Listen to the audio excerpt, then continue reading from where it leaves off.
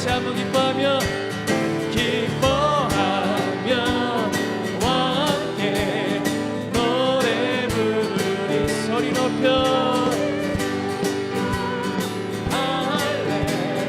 할렐루야 부르리 주님 앞에 나와 찬양 드리며 우리 주님과 기뻐하리라. 아멘. 여호와를 기뻐하는 것이 우리의 힘입니다. 나의 창조자 나의 구원자 가장 귀한 나의 예수님 찬양합니다. 나의 치료자 나의 선한 목자 되신 주 예수 나의 주. 우리 한 번 더 나의 창조자 나의 구원자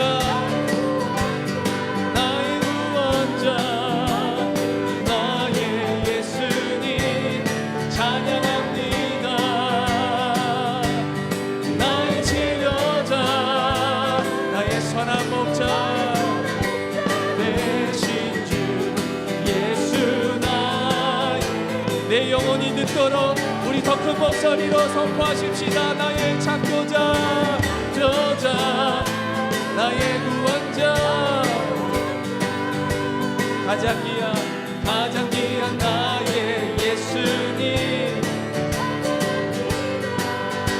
나의 치료자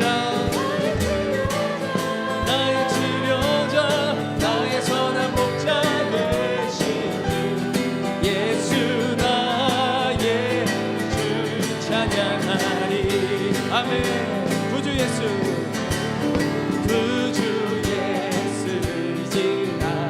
심히 기쁜 일일세 영생 허락다. 의심하지 없도다 아주 없도다.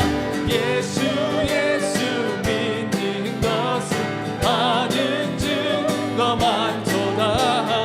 예수 귀한 예수 믿는 것 구주 예수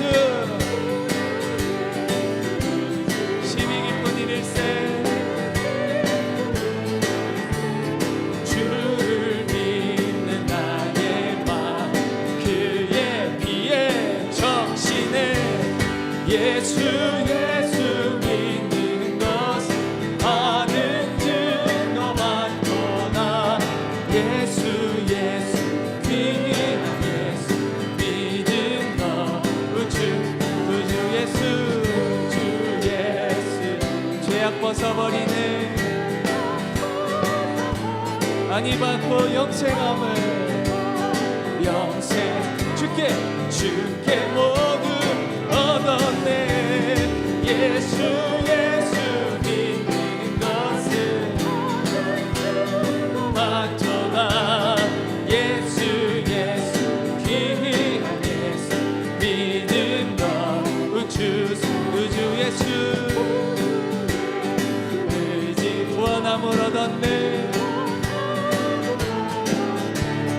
영원 묵지 우리 다 함께 주여 함께 하소서. 예수 것은 많은 증거 많도다. 예수 귀히 우리 사절 한 번 더 찬양합니다. 구주 예수 의지하는 구원함을 영원을 지나도록 주여 예수 믿는 것은 많은 증거 많도다. 예수 귀한 예수 믿는 것 주소서.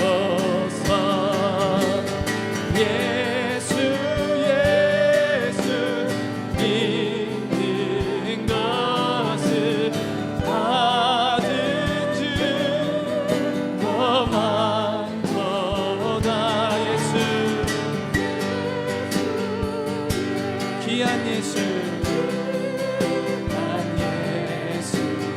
믿음과 부주소 예수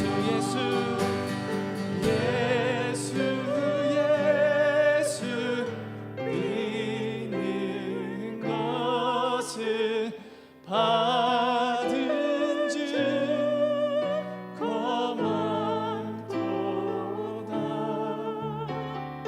예수 귀한 예수 믿음도 부주소서.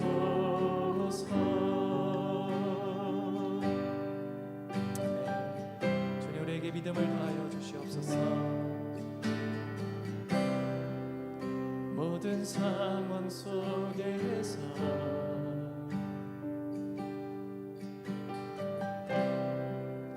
주를 찬양할지라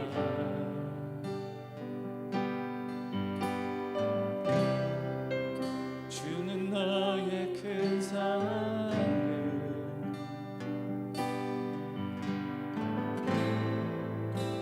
큰 도움이시라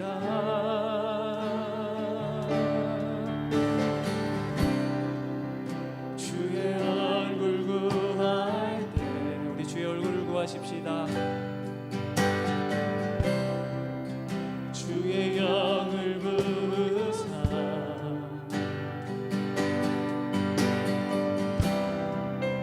크신 사랑 안에서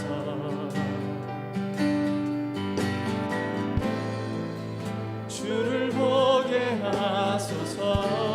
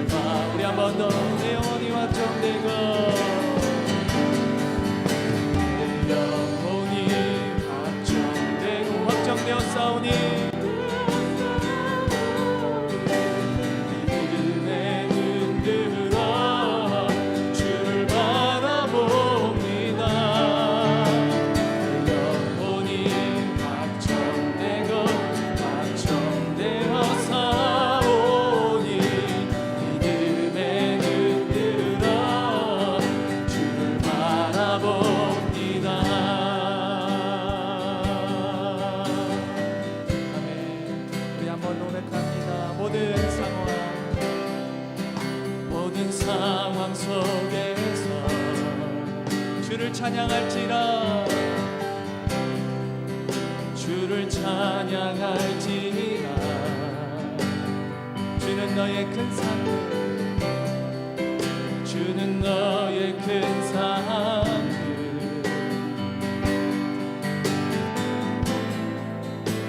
큰 도움이시라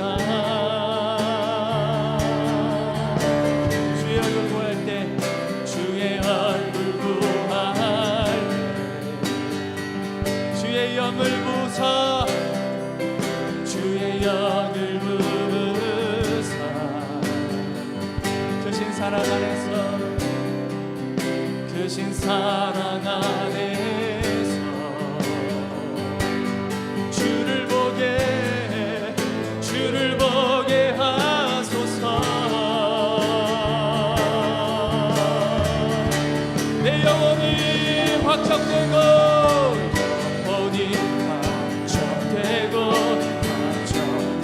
사오니 믿음의 눈 들어 주를 바라봅니다. 영혼이 확정되어 사오 믿음의 눈 들어 주를 우리 한번 고백합니다.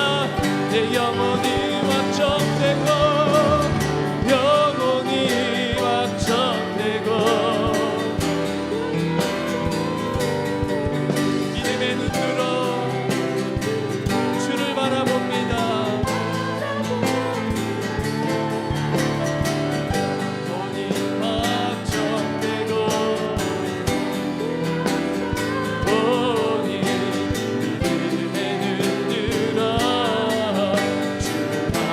우리 한번 고백합니다. 내 영혼이 확정되고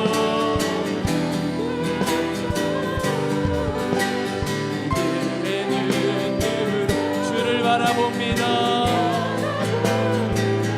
내 영혼이 확정되고 확정되어 싸우니 믿음의 눈으로 주를 바라보니 주를 찬양할 때 주의 나라 주를 찬양할 때 주의 나라 힘이 임했네. 주의 영원한 나라 주 보게 하소서.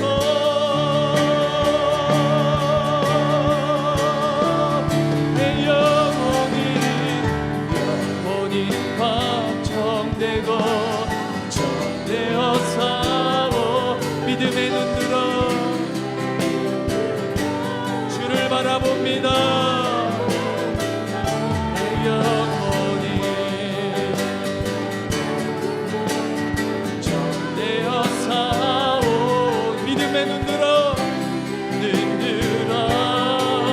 주를 바라보니 우리 한 번 더 내 영혼이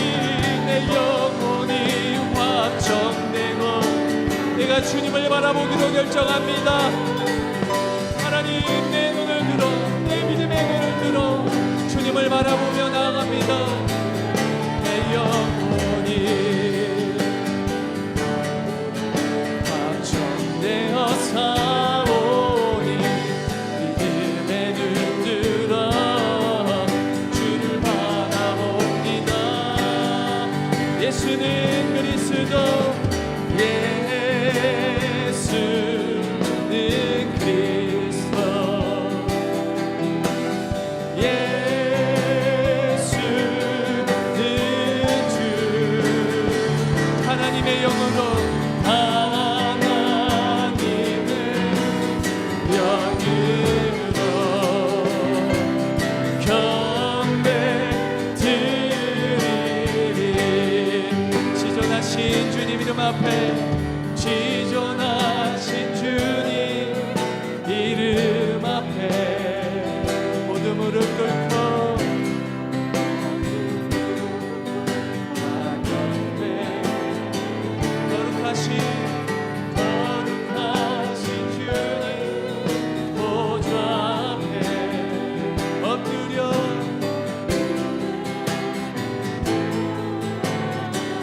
아멘. 한 번 더 지존하신 주님 이름 앞에 모두 무릎 꿇고 경배해 우리 전심으로 주님 예배합니다. 거룩하신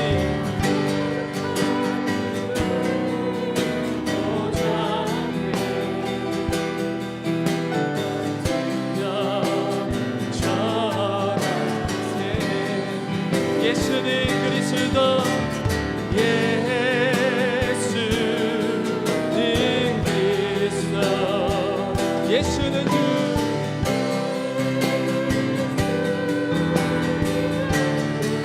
하나님의 영으로 하나님의 영으로 경배 드리 우리 다시 한번 우리 두 손을 높이 들고 지존하신 주님 이름 앞에 모두 무릎 꿇고 다 경배해 거룩하신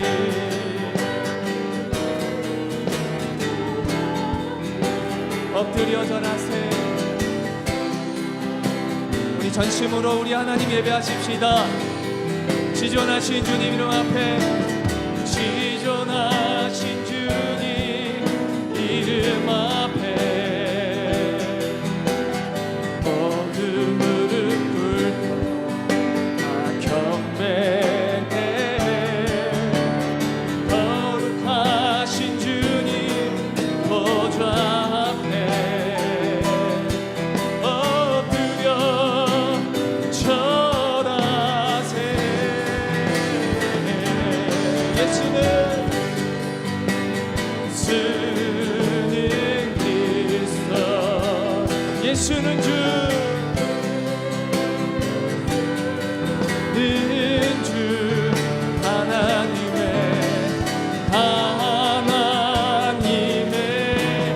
영으로 경배 드리리. 예수는 그리스도, 예수는 그리스도, 예수는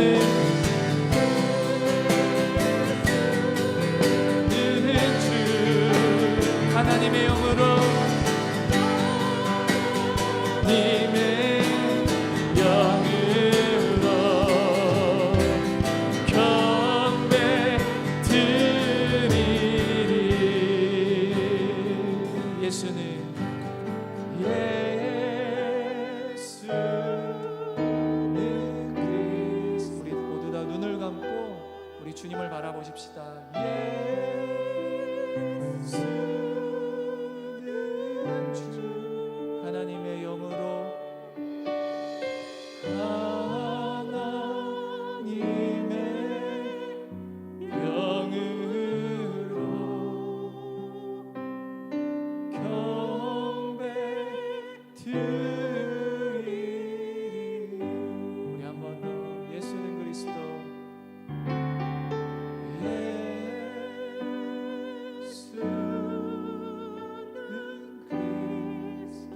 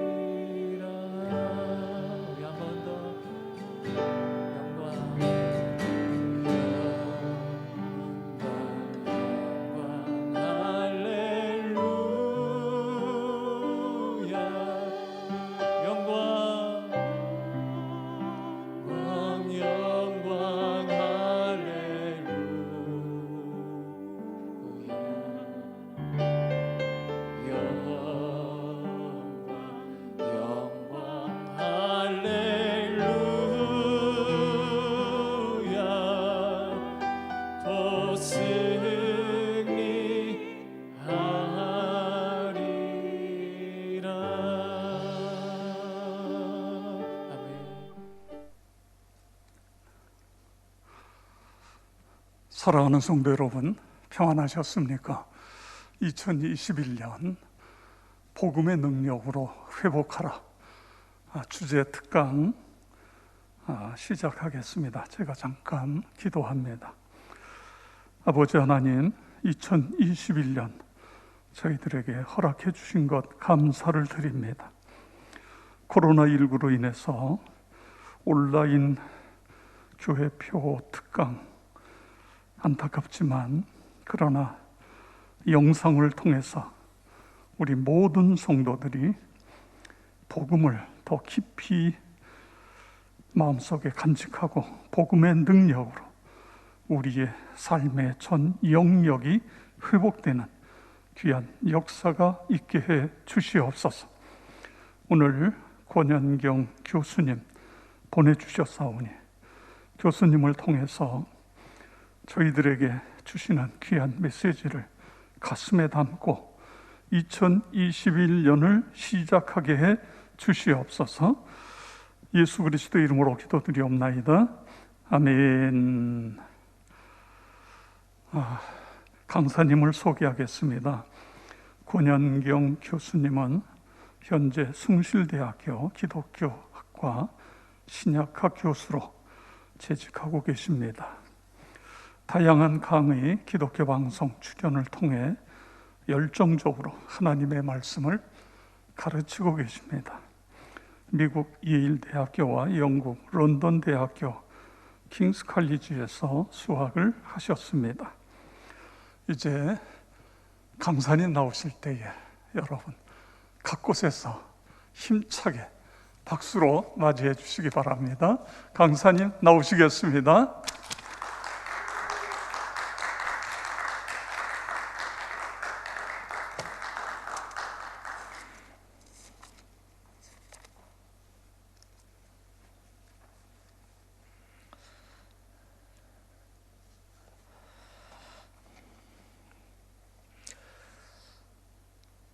안 그런 척 하려고 애를 많이 쓰는데 누가 봐도 어색한 장면들이 계속 연출이 되고 있는 것 같습니다. 이 교회는 사실 모이는 게 핵심인데 이 교회라는 말 자체가 모임이라는 뜻 아닙니까? 그래서 교회는 우리가 모이면 교회인 거고, 그죠? 그래서 안 모이면 아닌 건데 사실 우리 교회가 이 특별한 상황 때문에 모이지 못하는 그런 형편이 됐고, 그러다 보니 사실 다른 어떤 곳보다도 훨씬 더 좀 깊은 상처를 입는 게 아닌가 하는 생각이 들고는 합니다. 물론 장사를 하는 분들도 그렇고 또 다른 여러 가지 업종에 있는 분들도 많이 타격을 받고 하는데 한편 생각하면 교회는 거기에 비해서는 좀 타격이 덜하다고 볼 수도 있겠는데 또 다르게 생각하면 우리의 본질이 모이는 것인데 모이지 못하는 상황이 되는 게 어떤 면에서는 더 깊은 의미에서 깊은 내상을 남기는 게 아닌가 하는 그런 생각이 좀 들기도 합니다. 저는 또 이제 여러분을 영상으로만 이렇게 뵙고 또 말씀을 이렇게 나누게 되는데 언젠가는 글쎄요. 처음에는 지금쯤이면 괜찮아질 거라고 생각했었는데 아닌 거 보면 시간이 좀 걸릴지도 모르겠습니다만은 어쨌든 멀지 않은 때에 여러분의 얼굴을 직접 보면서 말씀을 나눌 수 있는 기회가 되었으면 좋겠다 하는 생각이 듭니다. 오늘은 이제 새해를 이렇게 맞이하면서 우리가 무슨 생각을 하면 좋을까 하는 그런 고민을 좀 해봤고요. 특히 이제 복음에 관한 주제로 우리가 얘기를 나눈다고 그럴 때 아마 뭐니 해도 우리 복음의 중심이신 예수 그리스도에 대한 생각을 함께 나누는 게 좋겠다는 생각이 들었습니다. 우리 신앙생활은 뭐 간단하게 말하면 예수님을 바라보는 삶이다라고 말을 할 수 있겠죠. 우리 본문으로 히브리서를 골랐는데 히브리서 같은 경우에도 3장 1절 같은 데 보시면 예수를 깊이 생각하라. 예수님을 숙고하는, 예수님을 깊이 생각하는 삶이 그리스도인의 삶이 되는 것. 그리고 이제 12장 우리가 본문으로 이렇게 선택했던 12장 1절에도 1절이 이제대로 보면 예수를 바라보자는 건 주목하자는 뜻이죠. 그냥 흘러가듯이 보는 게 아니라 뚫어지게 예수님을 주목하면서 그 예수님을 우리의 신앙의 중심으로 삼는 거죠. 그래서 오늘 우리는 히브리서가 우리에게 가르쳐주는 선구자 그리스도의 모습에 대해서 좀 얘기를 이렇게 해보려고 그럽니다. 제가 선구자라고 이름을 붙였는데 히브리서에서 사실 이 모습을 가장 이게 선명하게 그려주고 있고요. 신약 성경 다른 곳에서 찾기 쉽지 않은 그런 그리스도의 모습을 히브리서에서는 가장 중심에 놓고서 우리에게 설명을 가르쳐주고 있습니다. 그래서 요거 선구자이신 그리스도의 모습을 우리가 조금 묵상하면서 한 해 우리 마음을 좀 다잡는 것이 좋을 것 같다고 생각이 들었습니다. 선구자라는 표현이 히브리서에 2번 나옵니다. 우리 본문으로 삼은 12장 1절 2절에 11장은 여러분들이 잘 아시는 믿음장이라고 불리죠. 구약의 많은 믿음의 영웅들을 소개를 합니다. 여기 소개하는 이유가 뭐냐면 독자들이 지금 이 히브리서를 받는 독자들이 많이 지쳐 있는 상태입니다. 힘겨워서 신앙생활 하는 게 쉽지가 않으니까 힘겨워진 상태, 그런 성도들을 독려하기 위해서 구약에서 믿음이 좋다고 알려진 그런 영웅들을 한 사람 한 사람씩 소개를 하죠. 아벨부터 시작해서 한 사람 한 사람 소개를 다 하고 나서 12장으로 넘어올 때, 그러므로 우리에게 이처럼 구름처럼 우리를 둘러싼 이 수많은 증인들이 있지 않습니까? 하면서 이제 그 구약의 믿음의 그 선진들을 일깨우는 거죠.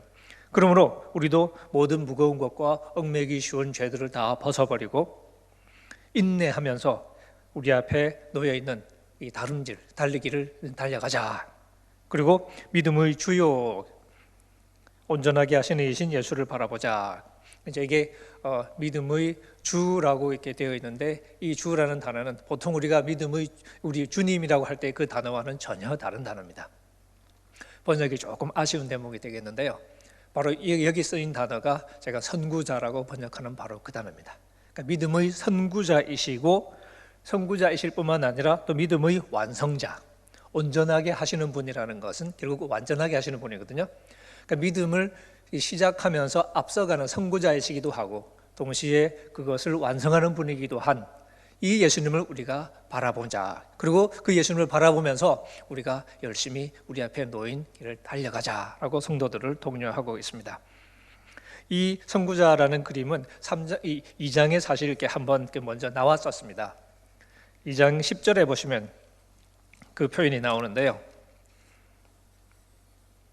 그러므로 만물이 그를 위하고 또한 그로 말미암은 이가, 하나님을 이렇게 표현했죠. 하나님은 모든 것에 창조주시고 모든 것에 근원이 되시고 모든 것의 목적이 되시는 분이신데, 그 하나님께서 많은 아들들을 이끌어 영광에 들어가게 하시는 일에, 이게 이제 구원을 이렇게 표시한 겁니다. 영광에 들어가게 한다는 것은 구약식으로 말하면 지성소에 들어가는 그림을 연상하시면 되겠습니다. 하나님의 임재를 상징하는 그 지성소에 들어가는 그것이 하나님을 만나러 가는 길이죠. 그게 이제 구원의 이미지예요. 그 지성소로 들어가게 만들어주는 거죠. 하나님의 영광이 하나님이 계시는 그곳으로 우리를 이끌고 가는 것이 구원인데, 그 구원의 일에 있어서 그들의 구원의 창시자를 우리 한글 성경에는 창시자라고 번역을 했습니다. 저는 선구자라고 번역을 하는데 뭐 창시자도 괜찮죠. 근데 제가 이제 선구자라고 번역하는 것은 또 좀 다른 이유가 있어서 그렇습니다. 이 구원의 선구자를 고난을 통하여 온전하게 하는 것이 합당하다라고 얘기합니다. 그리스도의 순환에 관한 이야기를 이렇게 하는 대목인데요. 여기서도 이 히브리서의 저자는 그리스도를 선구자라고 부르고 있습니다. 구원의 선구자. 선구자라는 말은 우리 뭐 한자말을 뜯어봐도 앞선자에 이게 말달릴 구자니까, 그죠? 앞서서 달려간, 먼저 달려가는 사람을 선구자라고 말하는데, 실제로 이 6장에도 똑같은 생각이 한 번 더 나타납니다. 선구자라는 표현으로 번역할 수도 있고 또 다르게 번역할 수도 있는데, 6장 20절에 보시면 또 그리스도를 두고 얘기하면서 19절부터 이렇게 보시면요, 우리가 이 소망을 가지고 있는 것은 이제 구원의 소망이죠. 이제 사실 히브리서를 읽을 때 뭐 신약의 다른 성경도 마찬가지인데요. 우리가 조금 생각해야 될 것 중에 하나가, 우리가 버려야 될 습관 중에 하나가 구원을 과거형으로만 생각하는 습관. 이게 사실은 신약 성경을 잘 이해하지 못하게 만드는 좀 나쁜 습관 중에 하나예요. 우리는 구원 받았다는 말에 너무 익숙해져 살아가는데, 막상 성경을 읽어보시면 구원을 받았다고 말하는 이야기보다는 구원을 받을 것이다, 혹은 구원의 소망, 이런 얘기가 훨씬 더 많이 나옵니다. 그런데 우리의 사고의 습관이라는 게 있어서 구원받았다는 생각을 머릿속에 한번 넣어버리면 구원받을 것이라는 구절을 읽으면서도 구원받았다고 넘겨짚고, 아닌 구절도 그렇게 생각하려고 그러고, 그런 습관이 생겨요. 그런데 사실 찬찬히 생각해 보면 구원은 궁극적인 의미에서는 결국 우리가 바라보는 소망이죠. 그래서 히브리서는 이 구원의 소망을 두고 얘기하면서 이 구원의 소망, 이 소망이 바로 영혼의 닷과 같다는 거죠. 우리의 영혼을 흔들리지 않게 붙잡아주는, 그러니까 배를 고정시켜주는 그 닷처럼 우리 이 삶을 붙잡아주는 닷이라는 거죠. 이 소망이 우리를 흔들리지 않게 붙들어준다고 이야기를 합니다. 바로 이 소망을 가지고 우리가 휘장 안에 들어가는 거죠. 아까 설명드린 것처럼 지성소로 들어가는 거죠. 그 구원의 자리로. 그리고 이제 그 얘기를 하면서 20절에 그리로 앞서가신 예수께서, 앞서가신 예수라고 말했는데, 이게 앞서가신이라고 예수님을 꾸며주는 말인데, 사실 앞서가신이라는 표현 자체가 하나의 명사입니다. 그게 바로 먼저 달려가신 분이라고 문자적으로 번역할 수 있는 단어가 쓰였습니다. 그러니까 예수님께서 지성소로 먼저 들어가셨어요. 먼저 들어가시는데, 그 먼저 들어가시기 위해서 멜기세덱의 반차 계통을 따라서, 레위 지파 제사장이 아닌 멜기세덱의 계통을 따라서 영원한 대제사장이 되셔서 우리를 위하여 그 지성소에 들어가셨죠. 근데 들어가신 그게 먼저 달려가신 거라는 거죠. 먼저 달려갔다는 얘기는 당연히 우리가 그 뒤를 따라간다는 생각을 품고 있습니다. 그래서 히브리서는 이 선구자 그리스도라는 그림을 아주 선명하게 우리에게 그려 보여주면서 이 예수를 깊이 생각하면서, 이 예수를 주목하면서 그 예수를 따라서 우리에게 주어진 길을 열심히 달려가자라고 독자들을 설득하고 있는 거죠. 이 예수님의 그림을 마음속에 잘 새겨놓는 것이 우리 신앙에 매우 중요하다는 생각을 제가 자주 하게 됩니다. 우리 마음속에는 저마다 우리가 소중하게 생각하는 그림들이 있습니다. 우리는 하나님을 믿고 예수님을 믿는데, 내가 어떤 하나님을 믿느냐에 따라서 나의 신앙은 달라질 것이고요, 내가 어떤 예수 그리스도를 바라보냐에 따라서 내가 살아가는 삶의 모양이 달라지겠죠. 어떤 사람은 하나님을 거의 산타클로스처럼 생각하는 사람이 있습니다. 착하기는 무지 착하고 절대 혼내지 않는, 그러니까 하나님 할아버지.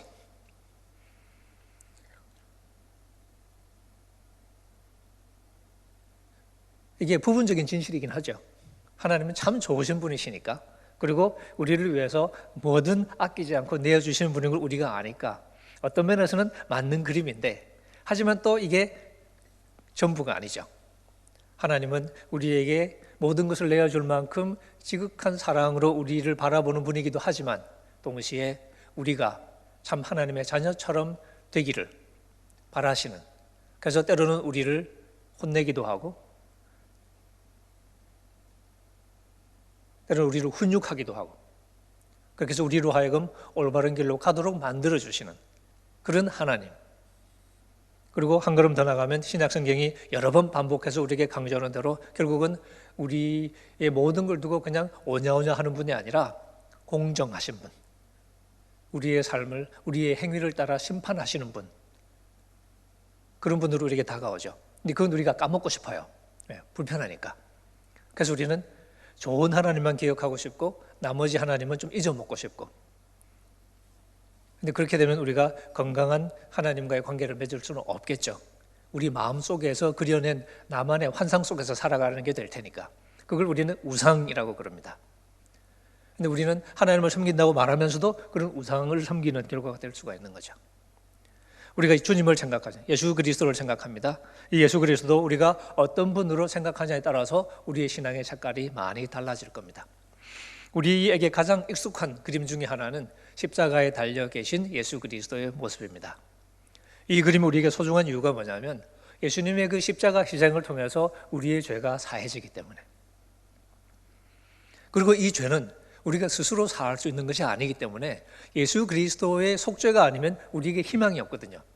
그래서 우리는 당연히 이 우리를 위해서 대신 죽음을 당하신 예수 그리스도, 우리를 대신해서 십자가에 달려 돌아가신 그리스도의 그 모습에 집착하게 되죠. 그건 당연한 일이죠. 누구에게도 가장 소중한 그림이 될 수밖에 없습니다. 그래서 우리는 예수 그리스도를 바라보면서 그리고 또 우리의 한계를 생각하면서 우리를 위해서 대신 피를 흘려 희생하신 주님을 노래하고 찬양하고 그것이 우리의 복음의 핵심이라고 우리가 이렇게 믿습니다. 맞습니다. 근데 문제는 여기에도 우리가 똑같은 실수를 저지르는 거죠. 이게 복음의 핵심일 수 있지만 그렇다고 해서 복음의 전부는 아닌데 우리는 그것을 전부로 만들어 버리고 싶어 하는 거죠. 십자가에 달린 예수 그리스도 외에 다른 주님은 생각을 안 하려는 습관이 우리에겐 있습니다. 제가 직접 경험한 일은 아닌데 제가 학교 다닐 때 선생님이 해주신 이야기인데요. 이탈리아에 이제 여행을 갔는데 그 여행 갔던 곳 중에 하나가 이제 예수님의 그 생애 여정을 좀 이렇게 모형으로 만들어서 영어로 슈라인이라고 그러죠. 가서 이제 묵상도 하고 그렇게 할 수 있도록 이제 꾸며놓은 그런 곳이 있다고 그래요. 그 길을 이제 자기도 갔는데 예수님의 이제 탄생부터 시작해서 예수님의 생애 중요한 사건마다 이제 그 모형들을 만들어 놓고 거기 멈춰서 묵상하고 또 그 다음으로 옮겨가고 그렇게 해서 쭉 갔는데 사람들이 이제 많이 오죠. 그리고 사람들이 발길이 쭉 이제 탄생부터 시작해서 쭉 가다가 이제 나중에 예수님의 십자가까지 그러니까 이제 사람들의 발길이 많이 붐빈대요. 근데 이제 십자가 끝이 아니잖아요, 그죠? 예수님이 이제 돌아가시고 그다음에 부활하시죠. 주님이 이제 부활을 기념하는 그 이제 이 슈라인도 만들어놨는데 흥미롭게도 부활 거기에는 사람들이 많이 가지 않더라는 거죠. 십자가에서 멈추는 사람이 대부분이라는 거죠. 그러니까 우리나라 사람만 그런 건 아닌 것 같아요. 이탈리아에서 그랬다는 거 보면.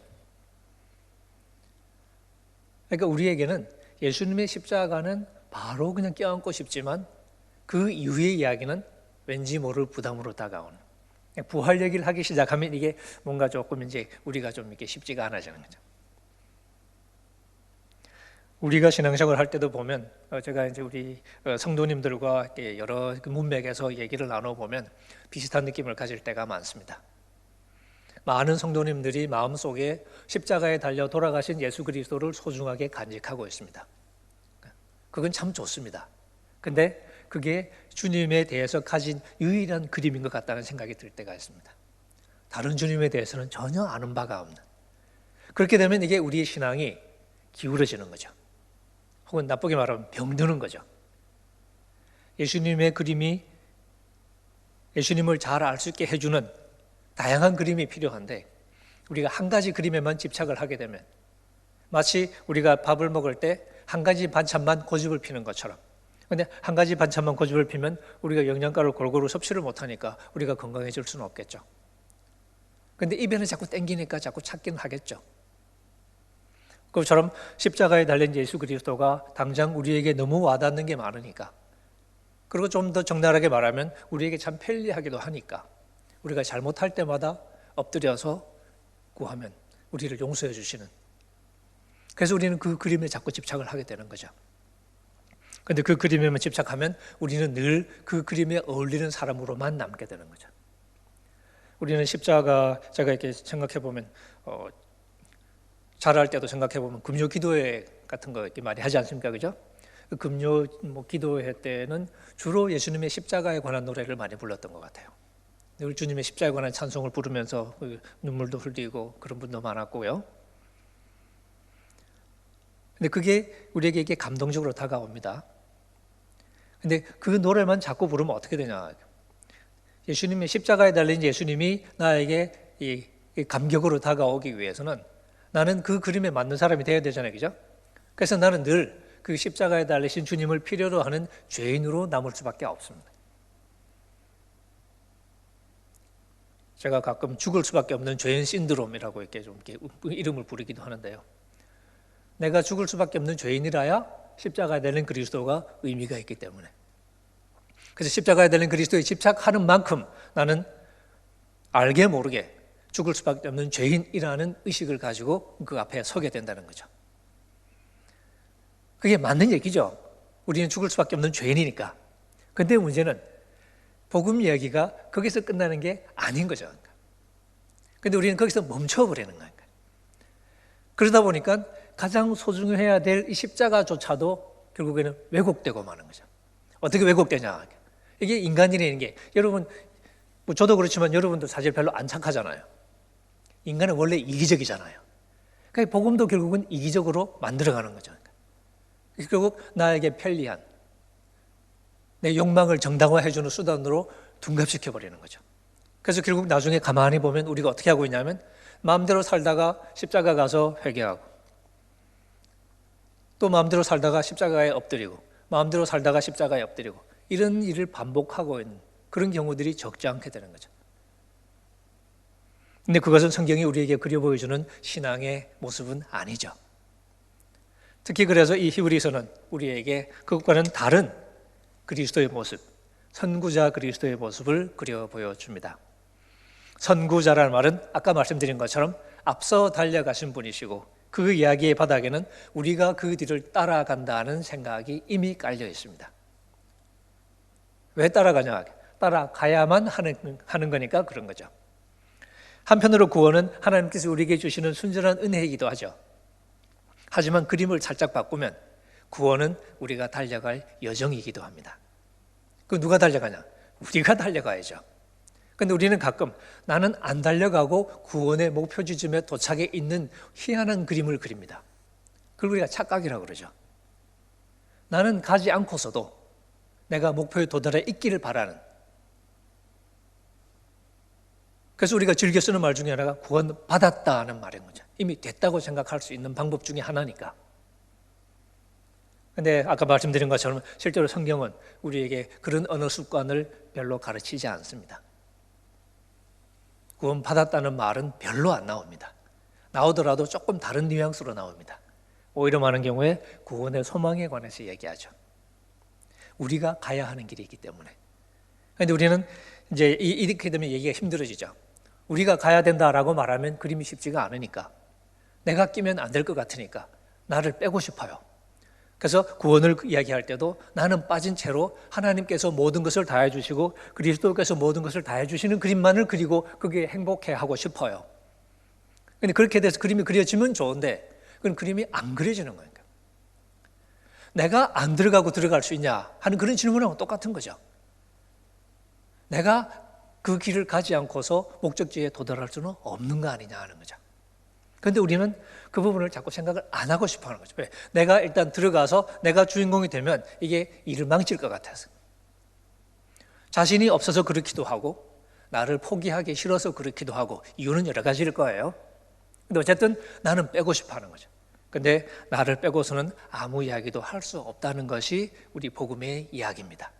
그래서 예수 그리스도는 나를 위해서, 특히 내 죄를 대신해서 십자가에 달려 돌아가심으로써 나를 용서해 주시는 분이시기도 하지만, 나 앞서 가시면서 내가 가야 할 길을 갈 수 있도록 만들어 주시는 구원의 선구자이시기도 하다라고 가르치는 거죠.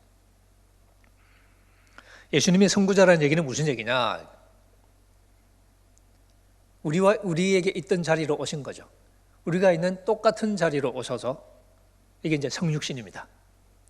우리와 똑같은 존재가 되셨다는 거예요. 왜냐하면 우리가 있는 곳에서 출발하셔야 하기 때문에. 그래서 우리와 똑같은 인간이 되셨습니다. 히브리서가 가장 많이 강조하는 중에 하나가 바로 이겁니다. 우리와 똑같은 혈과 육을 입은 존재가 되셨다는 거죠. 얼마나 똑같냐? 무서울 만큼 똑같습니다. 우리의 연약함조차도 공유하셨다고 이야기합니다. 제가 어릴 때는 이 그리스도를 생각하면서 하나님이시기도 하고 사람이시기도 하고 그런 얘기를 저도 많이 듣고 자랐으니까, 근데 마음 한켠에는 예수님이 하나님께 순종하신 것은 어쩌면 당연한 일이라고 생각을 이렇게 많이 했었죠. 하나님이시니까. 근데 히브리서는 우리와 똑같은 인간이 되셨고 우리와 똑같이 유혹을 받으셨다, 시험을 당했다고 이야기합니다. 이게 무서운 이야기입니다. 예수님이 인간이 되신 그 경험은 어쨌든 이길 싸움을 그냥 뭐 이렇게 폼만 잡는 게 아니라 열린 상태로, 결과를 보장할 수 없는 상태로 인간이 되어 오셨다는 이야기일 수 있습니다. 근데 그런 중에 예수님은 받으신 고난을 통해서 순종하는 법을 배웠다라고 이야기합니다. 제가 히브리서에서 가장 무섭다고 느끼는 단어 중에 하나가 바로 이 배웠다라는 단어입니다. 하나님의 아들이 고난을 통해서 순종을 배웠다라고 얘기합니다. 배웠다는 게 무슨 뜻일까요?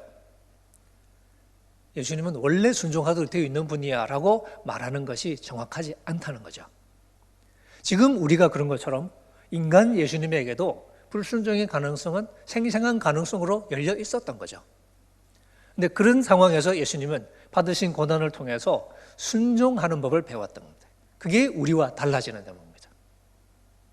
히브리서는 바로 이 두 대목, 한편으로는 우리와 너무 똑같은 예수님을 그림을 그려 보여줍니다. 얼마나 똑같으냐?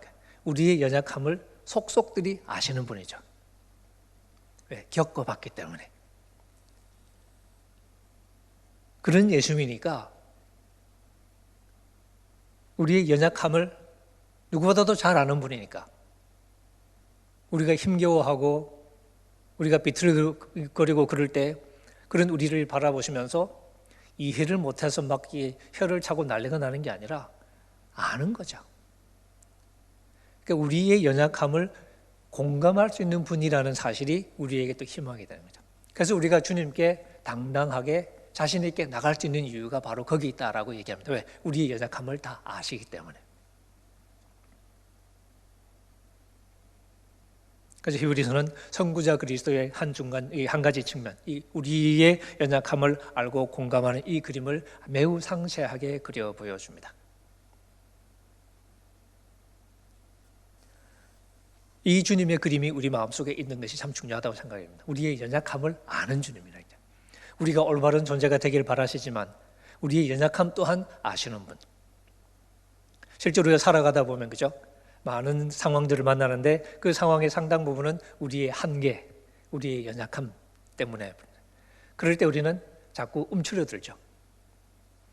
그런데 우리 마음속에 마냥 무섭기만 한 하나님이라면, 예수님이 마냥 혼내기만 하는 그런 분이라면 사실 주님께 나가기가 힘들어지겠죠. 아주 고등학생 친구가 있었는데 학교에서 사고를 쳤습니다. 어떻게 혼자 수습하려고 이렇게 애를 쓰다가 그러면서 시간을 좀 이렇게 지체를 했고 그러다가 사태가 이렇게 걷잡을 수 없이 커져서 결국에는 아버지를 소환할 수밖에 없는 상황이 됐습니다. 아버지가 이제 학교에 불려와서 할 수 있는 만큼 최대한 수습을 하고 그리고 이제 아들을 데리고 나와서 같이 식당에 들어가서 밥을 먹습니다. 그 아버지가 얘기합니다. 진작에 얘기하지. 빨리 얘기했으면 금방 해결됐을 텐데. 라고 얘기를 합니다. 그때 아들이 그 아버지의 말에 한마디. 무서웠어요. 얘기를 하면 아버지한테 혼날까 봐. 무서워서 얘기를 못했다. 그 얘기를 듣는 순간 아버지는 밥을 먹다가 말고 울기 시작합니다. 왜 울었을까요? 사실 자식이 가장 고통스러운 순간에 찾아와서 가장 먼저 손을 내밀 수 있는 존재가 됐었어야 되는데 그게 아빠인데 자식이 사고치고 가장 고통스러운 순간에 아버지가 무서웠던 거죠. 그래서 말을 못했던 거예요. 아버지는 자기가 그런 존재였다는 사실을 알고서 울기 시작하는 거죠. 그리고는 아들한테 사과합니다. 미안하다고. 근데 이게 인간이죠. 우리가 어떤 실수를 하거나 잘못을 했을 때 우리는 속으로 움츠러듭니다. 남들은 이해를 못할 거라는 불안감 때문에, 두려움 때문에. 이건 슬픔의 경우도 마찬가지겠죠. 젊은 부부가 아이를 키우다가 아이를 잃었습니다. 저희 집의 경우일 수도 있겠네요. 저희 밑에 여동생이 있었는데 5살 때 죽었거든요. 갑자기 무슨 급성으로 무슨 병이 걸려서 손도 못 써보고 죽었으니까 70년대 초반이니까. 근데 그 부부 같은 경우는 이제 그렇게 아주 이쁘게 아이를 키우고 이렇게 신앙생활 잘 하다가 하나님의 아이를 데려가셨어요. 근데 그 고통을 이기기가 쉽지가 않았던 거죠. 그리고는 절망합니다. 하느라고 했는데 하나님 우리한테 왜 이러시냐. 누가 찾아가서 무슨 말을 해도 위로가 되지가 않죠. 그런 상황에서 그 교회 장로님이 그 집을 찾아가셨어요. 그 장로님은 얼마 전에 아들을 잃어버린 그 아픔을 겪은 장로님. 그 장로님 가서 뭐 했냐? 아무것도 안 하죠. 그 장로님도 슬픈 거예요. 자기 죽은 아들이 자꾸 생각이 나니까. 그래서 그 젊은 부부에 가서 같이 그냥 부둥켜 안고 웁니다, 그냥. 근데 그 부둥켜 안고 우는 경험이 이 젊은 부부에게는 사실은 이제 구원의 실마리가 되는 거죠. 아무도 이해할 수 없다고 생각했던 그 고통을 이해하는 분이 눈앞에 있잖아요. 그리고 똑같은 눈물을 흘리고 있잖아요. 바로 그 공감, 내 연약함과 내 아픔을 나보다 더 깊이 느낄 수 있는 분이 있다는 것을 아는 그 사실이 우리의 구원의 출발점이 되는 거죠. 그래서 히브리서는 우리의 선구자 그리스도의 이런 부분, 우리와 똑같은 존재가 되시고 우리와 똑같이 고난을 겪고 그래서 우리의 연약함을 뼛속 깊이 공감하시는 예수 그리스도의 그림을 그려 보여줍니다. 그래서 우리가 힘들 때 바로 그 예수를 바라볼 수 있고, 그래서 우리가 잘못했을 때도 무서워서 움츠러드는 게 아니라 그런 순간에조차도 우리의 연약함을 이해하실 주님이라는 사실을 우리가 알고서 주님을 바라볼 수 있게 되는 거죠.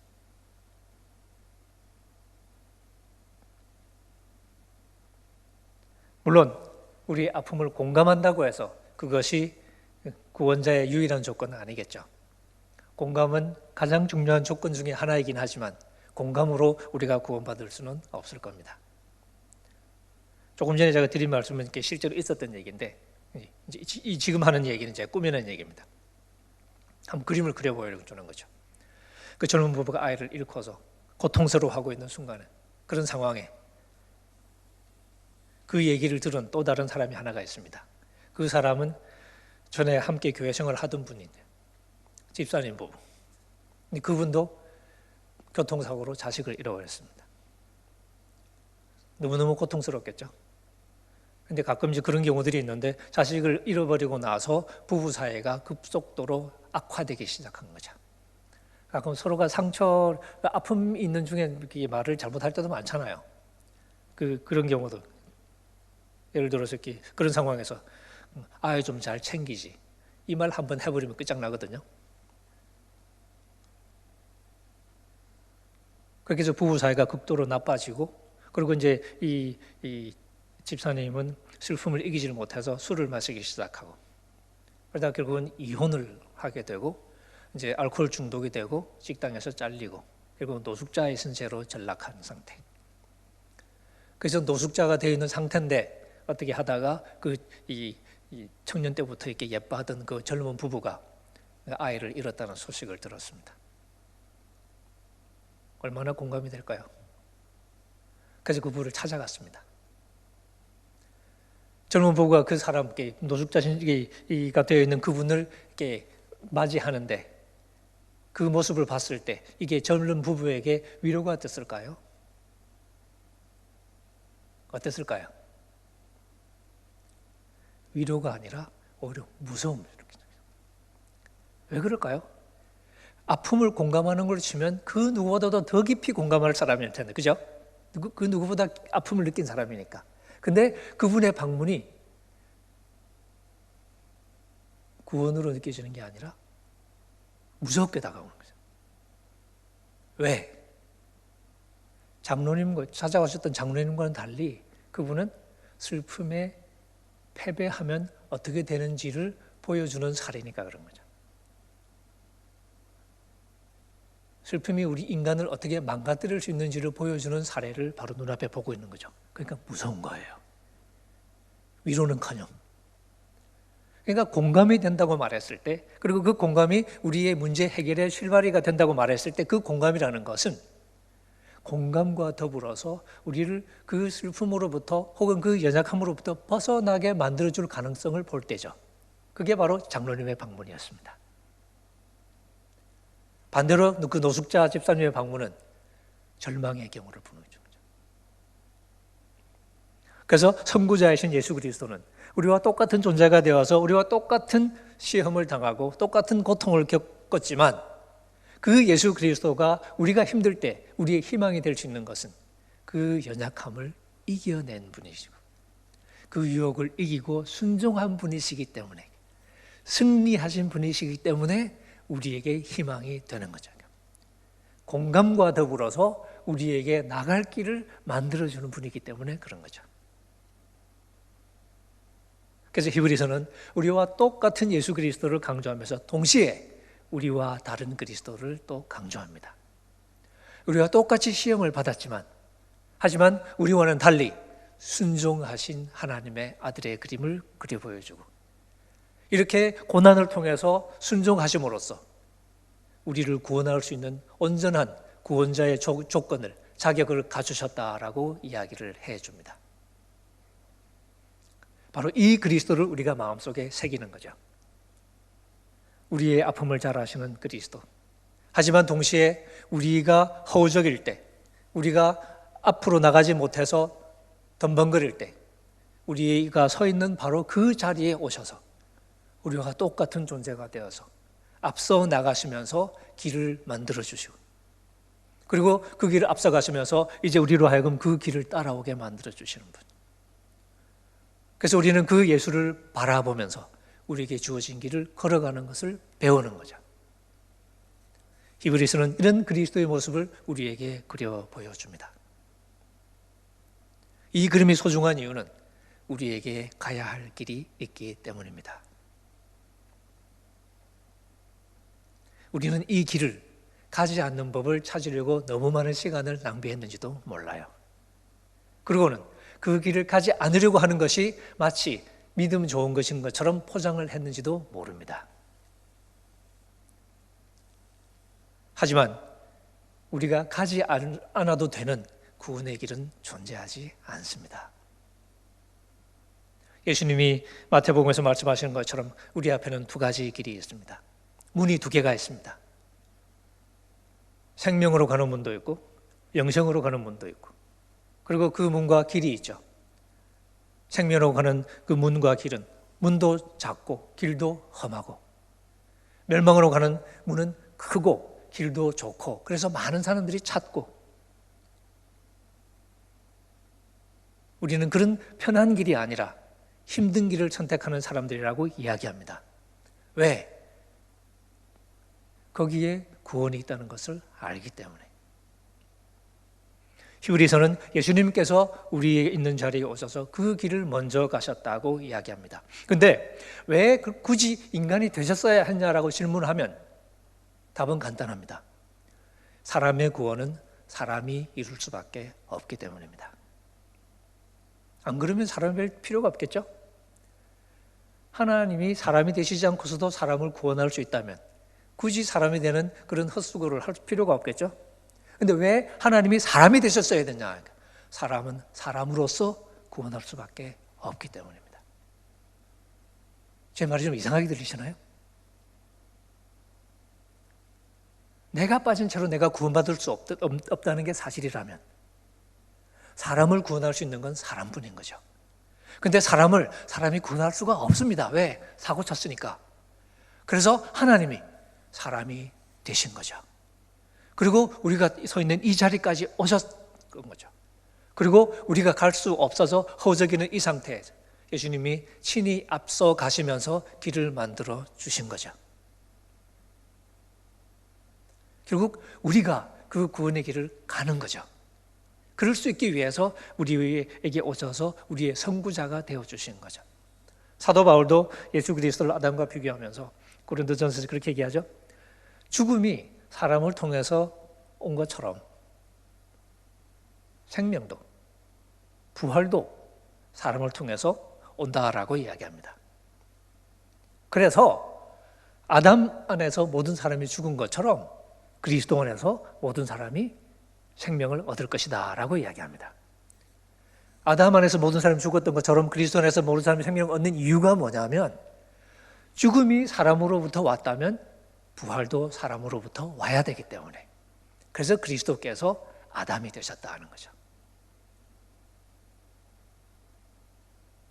로마서에서도 사도 바울은 첫사람 아담과 그 다음 두 번째 아담을 비교하면서 우리의 구원을 설명하고 있습니다. 왜 그리스도를 굳이 한 사람의 범죄로 말미암아 모든 사람이 죽었다면, 또 한 사람의 의로운 행위로 말미암아 모든 사람이 생명을 얻을 것이다, 이렇게 얘기하지 않습니까? 왜 굳이 한 사람이라고 말하냐면 결국 이것은 사람을 구원하는 이야기이기 때문에, 그 구원이 우리는 빼놓고 예수님이 다 알아서 해주시고 우리는 그냥 어느 순간 보니까 천국에 와 있더라, 이게 아니라 결국 우리가 가야 할 길이기 때문에 그런 거죠. 그래서 예수님께서 우리 인간의 모습이 되신 것이고 우리 자리에 오셔서 우리의 길을 만들어 주신 것이고, 이제 우리는 그 예수님을 마음속에 새깁니다. 예수를 깊이 생각하면서 우리의 연약함을 뼛속 깊이 공감하실 수 있는 분, 어느 순간에도 우리가 도망칠 필요가 없고, 설사 우리가 큰 잘못을 저질렀을 때라도 우리의 연약함을 아실 것이기 때문에 겸허하게 하지만 자신감을 가지고 그 주님 앞에 나갈 수 있는, 어려운 상황에서도 우리가 좌절하지 않고 희망을 가지고 그 예수님을 바라볼 수 있는, 왜? 우리와 똑같은 처지에서 성공하신 주님을 우리가 바라보기 때문에 이 주님의 그림을 우리 마음속에 품는 거죠. 전 여러분들이 새해 이 선구자 그리스도를 마음속에 품고서 신앙생활을 하는 연습을 해나갔으면 좋겠다 생각을 해봅니다. 우리가 우리의 연약함 속에서 허우적이게 될 때, 혹은 우리의 아픔 속에서 자꾸 안으로 움츠러들려고 할 때, 우리의 연약함과 우리의 아픔을 누구보다도 잘 아시는 예수님을 생각하면서 그 은혜의 보좌로 나가는, 주님의 은혜의 보좌로 나가는 법을 배우고, 혹은 우리가 자신이 없어하고 그리고 우리가 가야 할 길을 자꾸 이렇게 가지 못하고 주춤주춤 하려고 할 때, 그리고 또 가지 않고서도 어떻게 빠져나갈 길이 있는 게 아닐까라고 말도 안 되는 생각을 하려고 들 때, 그럴 때 우리 자리까지 오셔서 우리가 가야 할 길을 앞서 가신 그 그리스도를 바라보면서,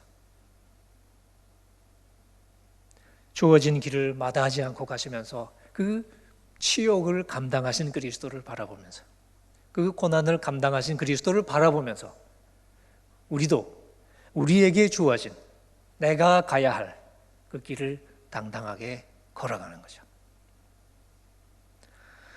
오늘 우리 한국교회는 많은 사람들로부터 지탄을 받고 있습니다. 그 지탄을 받는 이유 중에 하나가 우리가 해야 할 일을 팽개쳤기 때문이라고 할 수 있겠습니다. 우리가 가야 할 길이 구원의 길인데 우리가 가지 않으려고 했던 거죠. 혹은 머릿속으로만 갔던 거죠. 정작 우리의 구체적인 삶 속에서는 우리가 희생하지도 않고 절제하지도 않고 어쩌면 우리의 욕망을 그대로 가지고 살아갔을지도 모르겠습니다. 하지만 우리가 그리스도의 뒤를 따라가지 않고서, 선구자이신 그리스도의 뒤를 따라서 우리가 뛰어가지 않으면서 우리가 구원에 도달할 수 있는 방법은 없겠죠. 사도 바울이 빌립보서 3장에서 그려 보여주는 감동적인 그림처럼 뒤에 있는 것은 다 잊어버리고 앞을 바라보면서 표대를 향하여 열심히 달려간다라고 말했던 그 사도 바울, 그 달리기의 이 본질은 그리스도의 고난에 참여하는 것이라고 이야기를 했습니다.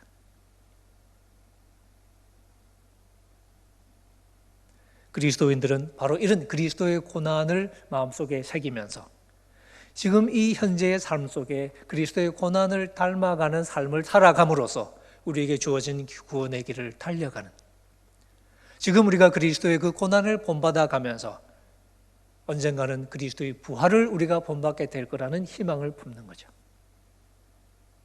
그래서 우리는 한 해 우리 앞서 가신 그리스도를 바라봅니다.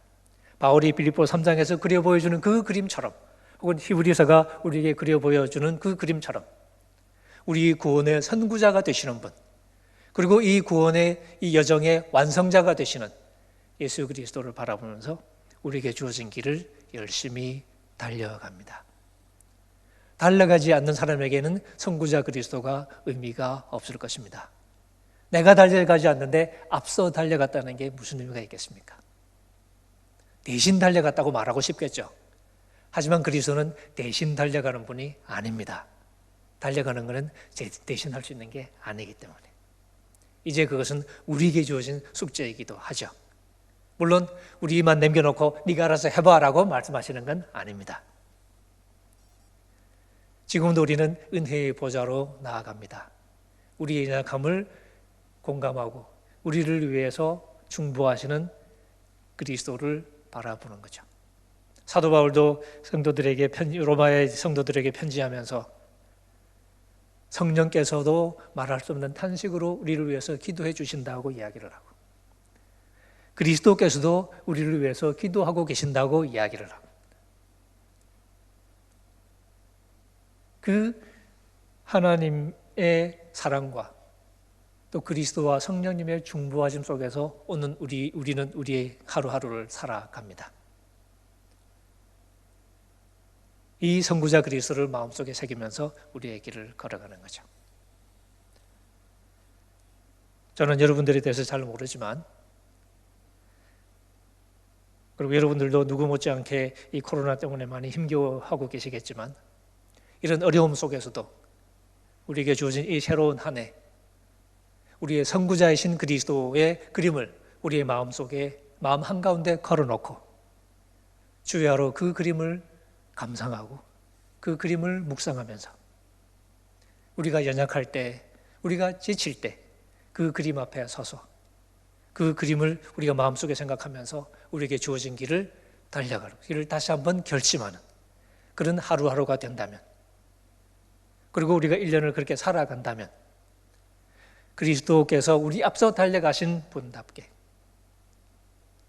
그리고 우리는 그 뒤를 따라가면서 우리도 나름 참 그래도 열심히 뛰어가려고 애를 썼다라고 말할 수 있는, 자만하면서가 아니라 감사함으로, 겸허함으로 하나님께서 도와주셔서 우리도 이렇게까지 할 수 있었다라고 주님 앞에 우리 한 해를 내어놓을 수 있는 그런 삶이 될 거라고 생각을 합니다.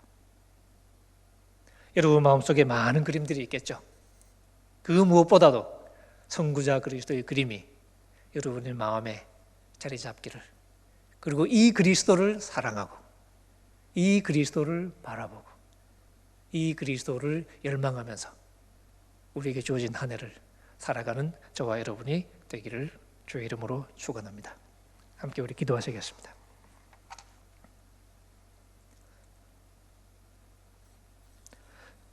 자비로우신 하나님 아버지, 우리의 선구자이신 예수 그리스도의 모습을 저희들이 묵상하였습니다. 우리가 하루하루 살아가면서 여러 가지 상황들을 마주합니다. 때로는 우리가 감당할 수 없을 것 같은 느낌이 드는 일들도 경험할 때가 적지 않습니다. 때로는 아픔을 만나고, 때로는 좌절하고, 때로는 삶의 무게에 눌리기도 하고,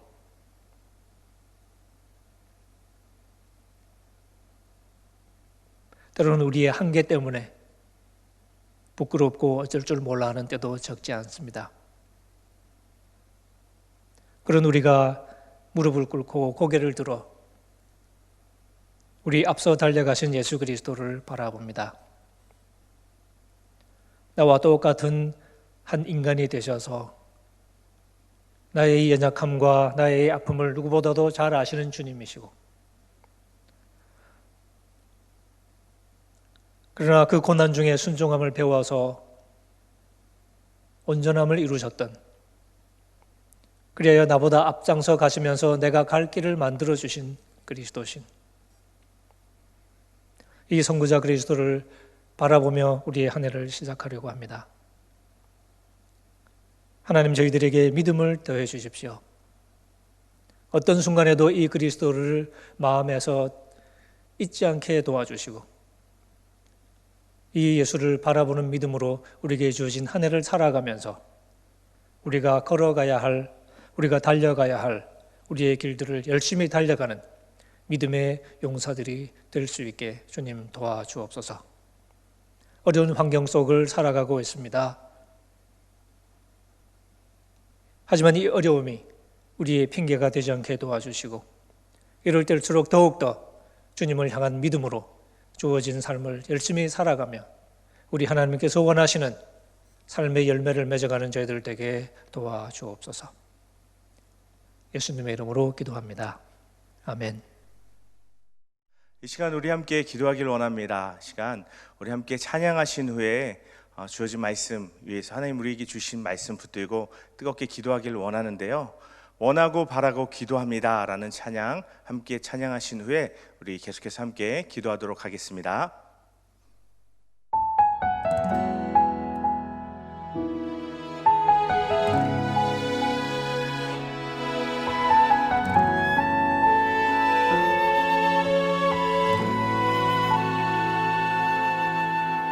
이 세상을 살아가는 동안에 나의 힘을 의지할 수 없으니 기도하고 낙심하지 말 것은 주께서 참 소망이 되심이라. 하나님의 꿈이 나의 비전이 되고 예수님의 성품이 나의 인격이 되고 성령님의 권능이 나의 능력이 되길 원하고 바라고 기도합니다.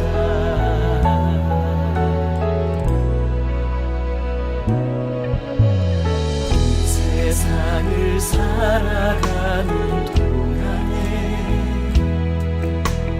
나의 힘을 의지할 수 없으니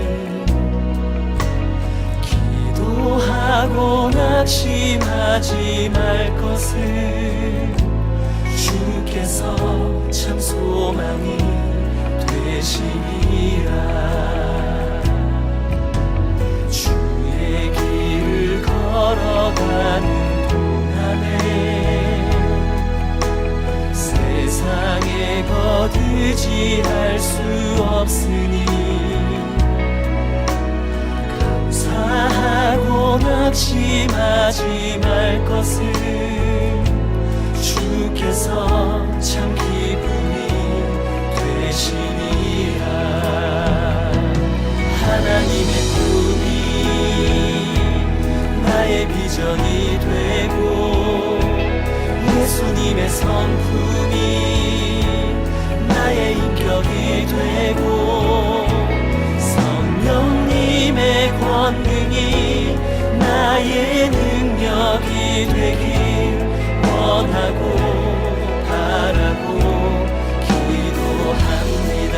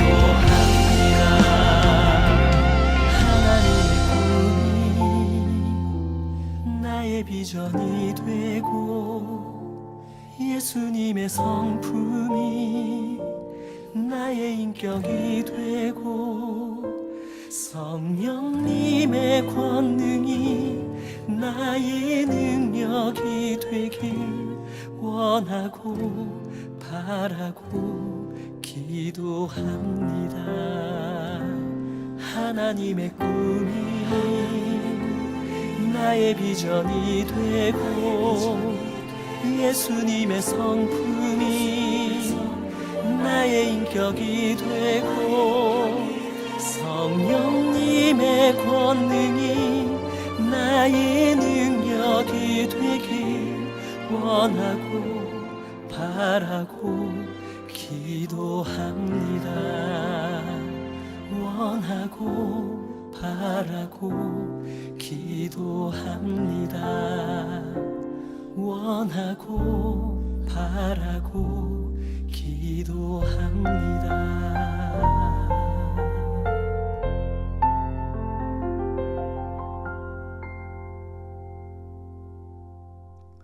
이 시간 하나님 우리에게 주신 말씀과 또 화면에 또 제시되는 기도의 제목들로 우리 함께 기도할 수 있기를 바랍니다.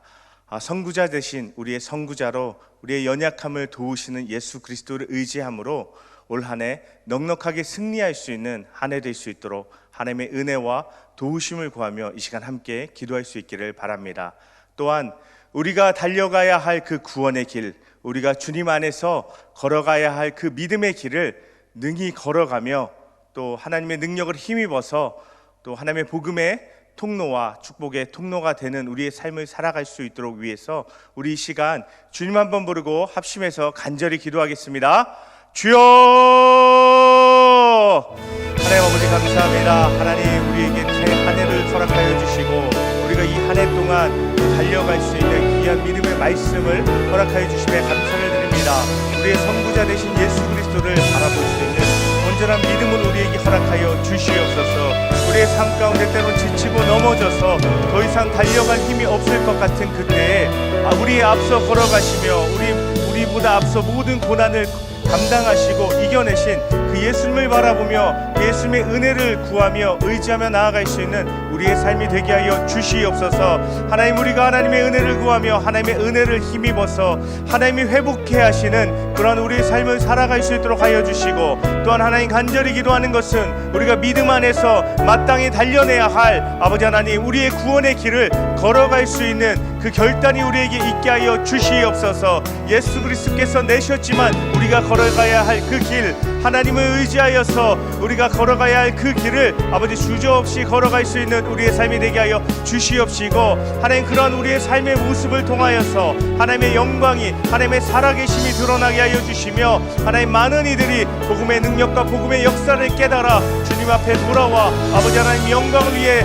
아버지 살아갈 수 있는 그런 역사가 우리 삶을 통하여서 일어날 수 있도록 하나님 도우시고 역사하여 주시옵소서. 하나님 우리가 주님의 은혜를 힘입어 주님의 은혜를 드러내며 복음을 증거하는 그러한 삶을 살아갈 수 있도록 우리를 통하여서 하나님 우리의 삶을 회복시키실 때 우리를 통하여서 우리의 삶의 자리 가운데서 우리 가정이 회복되고 우리의 직장과 일터와 우리의 사업장이 회복되고 하나님의 놀라운 역사가 회복케 하시는 역사가 나타나는 올 한 해가 될 수 있도록 하나님 축복하여 주시옵소서. 하나님 또한 우리가 간절히 기도하는 것은 하나님의 회복하심의 역사를 구하는 가운데 하나님 이 코로나19 가운데 하나님 회복의 역사를 나타내어 주시옵소서. 특별히 이 코로나19의 질병이 속히 떠나가게 하여 주시고 하나님께서 우리에게 주시는 그 치료제와 백신들이 널리 아버지 하나님 보급됨을 통하여서 이 질병의 문제가 해결되게 하여 주시옵시며 이후에 우리의 아버지의 상한 모든 것들이 회복되는 역사가 나타나게 하여 주시옵소서. 하나님 우리 모든 사람의 심령을